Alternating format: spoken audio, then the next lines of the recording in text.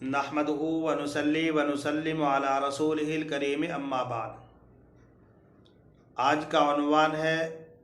رسول اکرم صلی اللہ علیہ وسلم کی 8ویں زوج محترمہ حضرت جویریہ رضی اللہ تعالی عنہا۔ بزرگان محترم، رسول اکرم صلی اللہ علیہ وسلم کی 8ویں زوج محترمہ ام المومنین حضرت جویریہ بنت حارث رضی اللہ تعالی عنہا تھی۔ حضرت جویریہ رضی اللہ تعالی عنہا کا پہلے برہ نام تھا۔ برہ کے معنی مدح کے اور تزکیے کے آتے ہیں۔ رسول اکرم صلی اللہ علیہ وسلم نے ان کا نام تبدیل کر کے جویریہ رکھا۔ حضرت جویریہ رضی اللہ تعالی عنہا کی پیدائش ہجرت سے 15 سال پہلے اور اعلان نبوت سے 2 یا 3 سال قبل 608 عیسوی میں ہوئی۔ آپ کے والد محترم کا نام حارث ابن زرار تھا، جنہوں نے رسول اکرم صلی اللہ علیہ وسلم کی خدمت بابرکات میں حاضر ہو کر اسلام قبول کیا اور اپنے اسلام کا اعلان کیا۔ حضرت جویریہ رضی اللہ تعالی عنہا، ان کے والد محترم اپنے قبیلے کے سردار تھے، عرب کے لیڈر تھے، اس لیے ناز و نعمت میں پلی اور ان کے والد محترم نے ان کی ہر خواہش پوری کی۔ حضرات علماء مورخین نے لکھا کہ اپنے زمانے میں اتنی حسین و جمیل تھی، جب کسی کی نگاہ ان پر پڑ جاتی تھی تو وہ نگاہ ان پر جم جاتی تھی۔ جب یہ سن شباب کو پہنچی تو ان کے والد محترم کو ان کے نکاح کی فکر لاحق ہوئی اور ان کا نکاح صفوان کے بیٹے سے کر دیا گیا۔ لیکن اتفاق یہ کہ ان کے والد محترم جب تک انہوں نے اسلام قبول نہیں کیا تھا اور ان کے شوہر دونوں اسلام کے دشمن تھے، کٹر مخالف تھے، اسلام ان دونوں کی نظر میں کھٹکتا تھا، ان دونوں نے قریش کے اشارے پر یا اپنی قوم اور اپنے قبیلے کے مشورے سے بہت سے قبائل کو اکٹھا کیا اور مدینہ منورہ پر حملہ کرنے کا ارادہ کیا۔ رسول اکرم صلی اللہ علیہ وسلم کو بھی کسی طریقے سے یہ معلوم ہو گیا تو رسول اکرم صلی اللہ علیہ وسلم نے صورتحال کی تحقیق کے لیے حضرت بریدہ ابن حصیب اسلمی رضی اللہ تعالی عنہ کو بھیجا۔ حضرت بریدہ ابن حصیب اسلمی رضی اللہ تعالی عنہ نے واقعے کی تصدیق فرمائی۔ تب جا کر رسول اکرم صلی اللہ علیہ وسلم نے 1000 افراد پر ایک لشکر تیار کیا اور اس لشکر کا مہاجرین کا جھنڈا حضرت ابوبکر صدیق رضی اللہ تعالیٰ عنہ کو دیا گیا، انصار کا جھنڈا حضرت سعد ابن عبادہ رضی اللہ تعالیٰ عنہ کو دیا گیا، اور اس لشکر کے اندر کل 30 گھوڑے تھے، 10 مہاجرین کے تھے اور 20 انصار کے تھے۔ رسول اکرم صلی اللہ علیہ وسلم 2 شعبان المعظم سن 5 ہجری یا سن 6 ہجری مطابق 627 عیسوی کو مدینہ منورہ سے بنی مستلق کی طرف روانہ ہوئے، اور اس لشکر کے اندر اتفاق یہ کہ منافقین بھی شامل ہو گئے اور وہ بھی شریک رہے۔ جب رسول اکرم صلی اللہ علیہ وسلم اپنے لشکر کے ساتھ بنی مستلق کی طرف جا رہے تھے تو راستے میں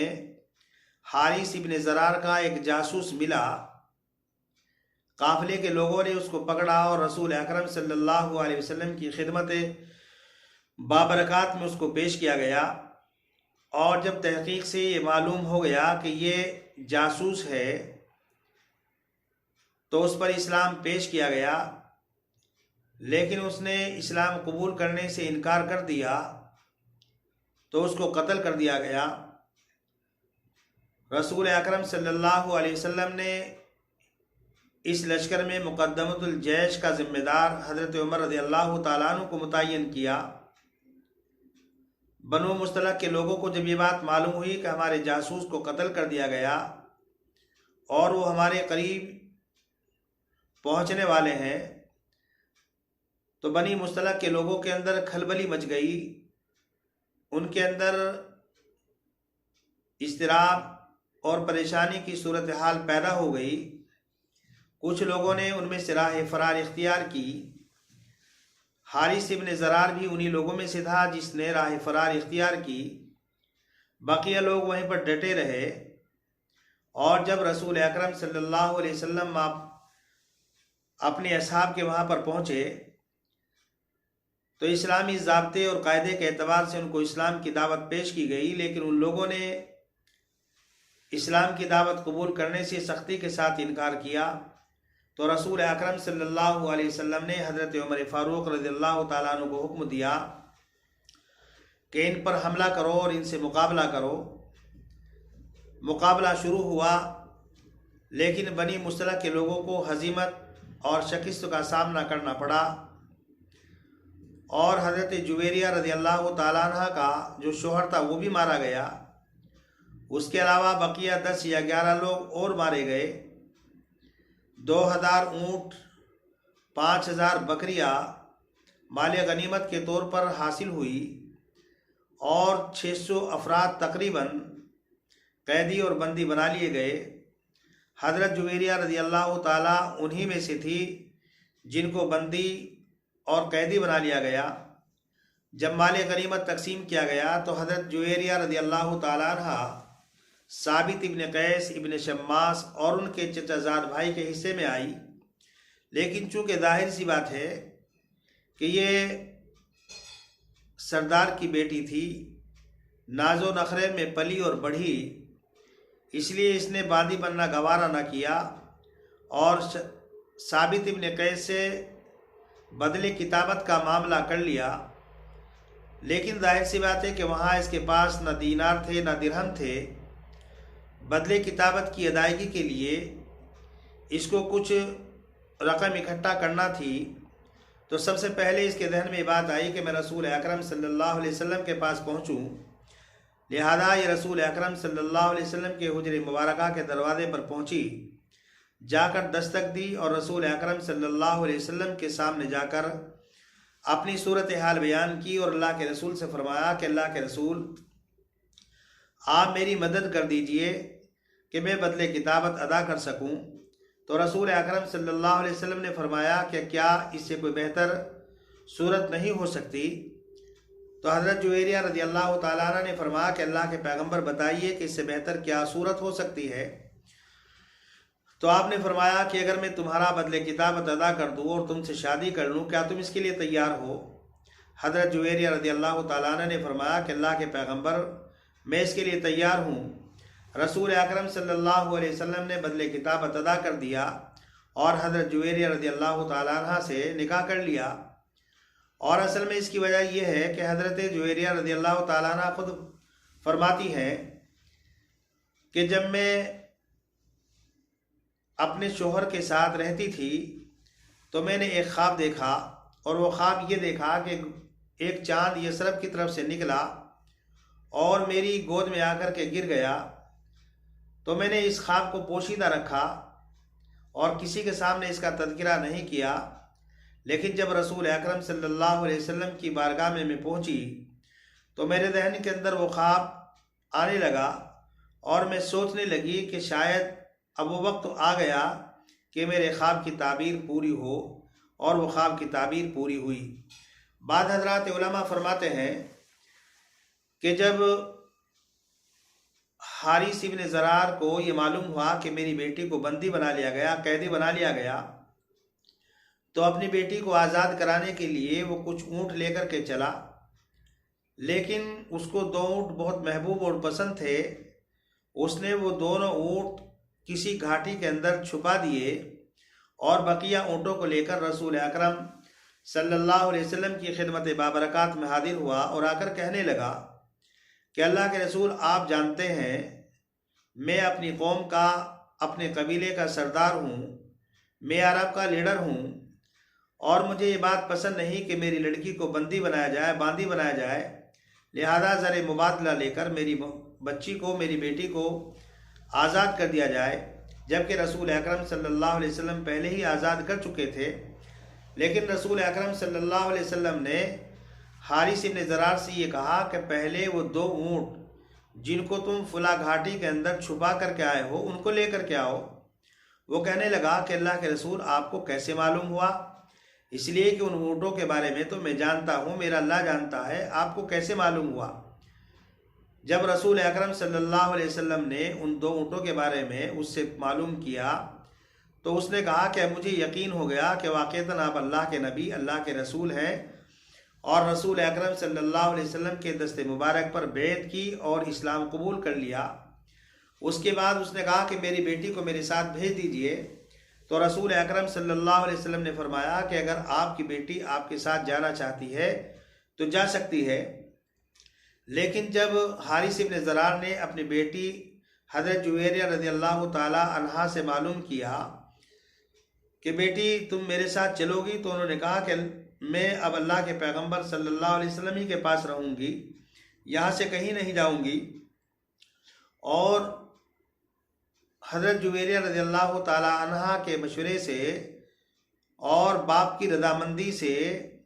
حضور اکرم صلی اللہ علیہ وسلم کا نکاح حضرت جویریہ رضی اللہ تعالی عنہا سے کر دیا گیا۔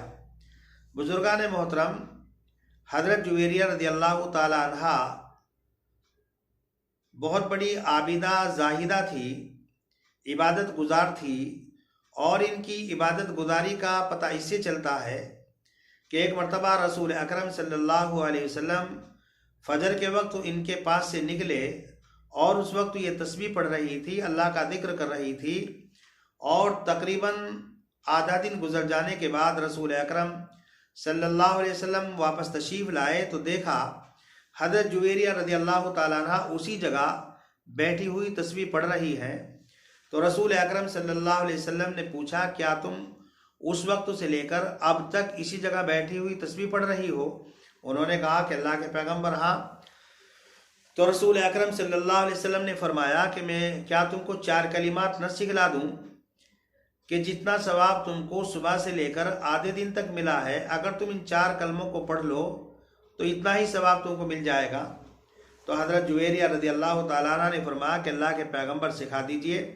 تو رسول اکرم صلی اللہ علیہ وسلم نے فرمایا، سبحان اللہ عدد خلقہ 3 مرتبہ پڑھو، سبحان اللہ زینت عرشہ ان کو 3 مرتبہ پڑھو، سبحان اللہ رضا نفسہ ان کو 3 مرتبہ پڑھو، سبحان اللہ مداد کلماتہ ان کو 3 مرتبہ پڑھو۔ یہ 4 کلمات ہیں، اگر تم ان 4 کلمات کو پڑھ لو گی تو صبح سے لے کے دوپہر تک بیٹھنے پر، تسبیح پڑھنے پر جتنا اجر و ثواب تم کو ملا، اتنا ہی اجر و ثواب ان 4 کلمات کے پڑھنے پر ملے گا۔ حضرت عائشہ رضی اللہ تعالیٰ عنہ فرماتی ہیں کہ جب حضرت جویریہ رضی اللہ تعالیٰ عنہ رسول اکرم صلی اللہ علیہ وسلم کے حجرے مبارکہ کے دروازے پر پہنچی اور میں نے ان کے حسن و جمال کو دیکھا تو میرے دل کے اندر نہ جانے کیا کیا خیالات آئے، اور حضرت عائشہ رضی اللہ تعالیٰ عنہ فرماتی ہیں کہ حضرت جویریہ رضی اللہ تعالیٰ عنہ عابدہ اور زاہدہ تھی۔ حضرات علماء محدثین نے لکھا کہ حضرت جویریہ رضی اللہ تعالیٰ عنہ کو اللہ تبارک و تعالیٰ نے عقل و دانائی سے نوازا تھا۔ اللہ تبارک و تعالیٰ نے اچھی صفات اور کمالات حضرت جویریہ رضی اللہ تعالیٰ عنہ کے اندر اللہ تبارک و تعالیٰ نے پیدا کیے تھے، اور حضرت جویریہ رضی اللہ تعالیٰ عنہ نماز کے سلسلے میں، روزے کے سلسلے میں، صدقہ خیرات کے سلسلے میں امہات المومنین کے نقش قدم پر چلتی تھی۔ جیسے دیگر امہات المومنین نماز کی، روزے کی، زکوٰۃ کی، صدقہ خیرات کی کثرت کرتی تھی، ویسی حضرت جویریہ رضی اللہ تعالیٰ عنہ بھی کثرت سے عبادات کیا کرتی تھی۔ رسول اکرم صلی اللہ علیہ وسلم حضرت جویریہ رضی اللہ تعالیٰ عنہ کو مزید تعلیم دینے کے لیے بہت سی باتیں فرمایا کرتے تھے۔ ایک مرتبہ رسول اکرم صلی اللہ علیہ وسلم حضرت جویریہ رضی اللہ تعالیٰ عنہ کے پاس تشریف لائے۔ جمعہ کا دن تھا اور حضرت جویریہ رضی اللہ تعالیٰ عنہ روزے سے تھی۔ تو رسول اکرم صلی اللہ علیہ وسلم نے معلوم کیا کہ کیا تم نے کل گزشتہ کا روزہ رکھا؟ حضرت جویریہ نے فرمایا نہیں۔ رسول اکرم صلی اللہ علیہ وسلم نے معلوم کیا کیا کل تم آئندہ روزہ رکھو گی؟ انہوں نے کہا نہیں۔ تو رسول اکرم صلی اللہ علیہ وسلم نے فرمایا کہ چلو اب روزہ افطار کر لو۔ گویا کہ رسول اکرم صلی اللہ علیہ وسلم حضرت جویریہ رضی اللہ تعالیٰ عنہ کو یہ بتانا چاہتے تھے کہ اگر کوئی آدمی روزے کو جمعے کے ساتھ خاص کر لے اور یہ سمجھے کہ جمعے کے دن روزہ رکھنے کی کوئی خاص فضیلت ہے تو ایسا نہیں۔ اسی لیے رسول اکرم صلی اللہ علیہ وسلم نے ارشاد فرمایا کہ جمعے کی رات کو قیام کے ساتھ خاص مت کرو اور جمعے کے دن کو روزے کے ساتھ خاص مت کرو۔ یعنی یہ مت سمجھو کہ جمعے کی رات میں قیام کرنا کوئی زیادہ فضیلت کی بات ہے یا جمعے کے دن روزہ رکھنا کوئی زیادہ فضیلت کی بات ہے۔ اگر کوئی آدمی جمعے کا روزہ رکھ رہا ہے اور جمعے کے ساتھ جمعرات شامل کر لے یا بار شامل کر لے تو کوئی حرج نہیں، لیکن خالی جمعے کا روزہ یہ سمجھ کر کے رکھنا کہ اس کے اندر کوئی خاص فضیلت ہے تو امام یوسف علیہ الرحمہ اس کو مکروہ کہتے ہیں، امام شافعی علیہ الرحمہ نے بھی اس کو مکروہ کہا ہے۔ لیکن ہمارے یہاں حضرات علماء حنفیہ فرماتے ہیں کہ اگر کوئی آدمی خالص صرف جمعے کا روزہ رکھ رہا ہے لیکن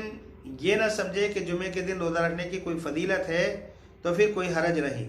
یا مثال کے طور سے کسی آدمی کی کسی خاص موقع پر روزہ رکھنے کی عادت ہے، مثلا کوئی آدمی یوم عرفہ کا روزہ رکھتا ہے پابندی سے اور اتفاقاً یوم عرفہ جمعے کا پڑ گیا تو ایسی صورتحال میں جمعے کے دن روزہ رکھنے میں کوئی حرج نہیں ہے۔ مقصد یہ ہے کہ جمعے کی رات کو اور جمعے کے دن کو روزے کے لیے اور جمعے کی رات کو قیام کے لیے خاص نہ کرے کہ اس میں کوئی خاص فضیلت ہے کیا کوئی خاص اس کے اندر ثواب ہے۔ بہرحال حضرت جویریہ رضی اللہ تعالیٰ عنہ جہاں عابدہ زاہدہ تھی وہیں پر صابرہ بھی تھی اور عفیفہ بھی تھی۔ آلام اور مصائب پر صبر بھی کیا کرتی تھی اور صدقہ خیرات بہت زیادہ کیا کرتی تھی۔ حضرات علماء نے لکھا ہے کہ جب ان کا انتقال کا وقت قریب ہوا تو جو کچھ ان کے پاس تھا وہ سب انہوں نے اللہ کے راستے میں صدقہ خیرات کر دیا تھا، وقف کر دیا تھا، اور ان کی عمر تقریباً 70 سال ہوئی۔ ماہ ربیع الاول میں سن 56 ہجری اور تقریباً 676 عیسوی میں ان کا انتقال ہوا۔ حضرت امیر معاویہ رضی اللہ تعالیٰ عنہ کے زمانے میں مدینہ منورہ کے گورنر مروان ابن حکم تھے، تو مروان ابن حکم نے ان کی نماز جنازہ پڑھائی اور ان کو بقیع کے اندر دفن کر دیا گیا۔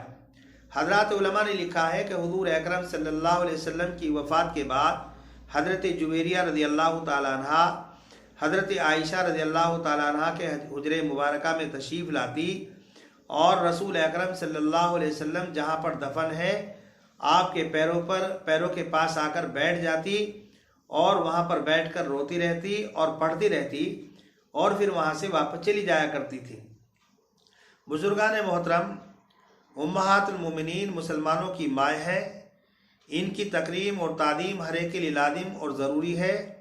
ہمیں چاہیے کہ ہم ان کی تعلیمات سے واقف ہوں اور ان کے نشانات قدم پر چلیں، اس لیے کہ ازواج النبی یعنی امہات المومنین یہ عام عورتوں کی طرح نہیں، بلکہ اللہ تبارک و تعالیٰ نے ان کی خاص فضیلت بیان فرمائی ہے اور اللہ تبارک و تعالیٰ نے ان کو خاص کمالات سے اور خاص خصوصیات سے نوازا ہے، جو کمالات اور جو خصوصیات عام عورتوں کے اندر نہیں۔ اس لیے ہمیں چاہیے کہ ہم ان کے حالات زندگی سے واقفیت حاصل کریں، ان کے نشانات قدم پر چلیں، ان کو اپنی زندگی کے لیے مشعل راہ بنائیں۔ اگر ہم مشعل راہ اپنی زندگی کے لیے ان کو بنائیں گے تو انشاءاللہ دنیا کے اندر بھی سرخ روئی اور کامیابی حاصل ہوگی، اور آخرت کے اندر بھی سرخ روئی انشاءاللہ حاصل ہوگی۔ اللہ تبارک و تعالیٰ سے دعا ہے کہ اللہ تبارک و تعالیٰ ہمیں اعمال حسنہ کی توفیق مرمت فرمائے، اللہ تبارک و تعالیٰ ہمارے سیئات کو حسنات سے مبدل فرمائے، اللہ تبارک و تعالیٰ ہم سب کا خاتمہ ایمان پر نصیب فرمائے۔ وما علینا الا البلاغ۔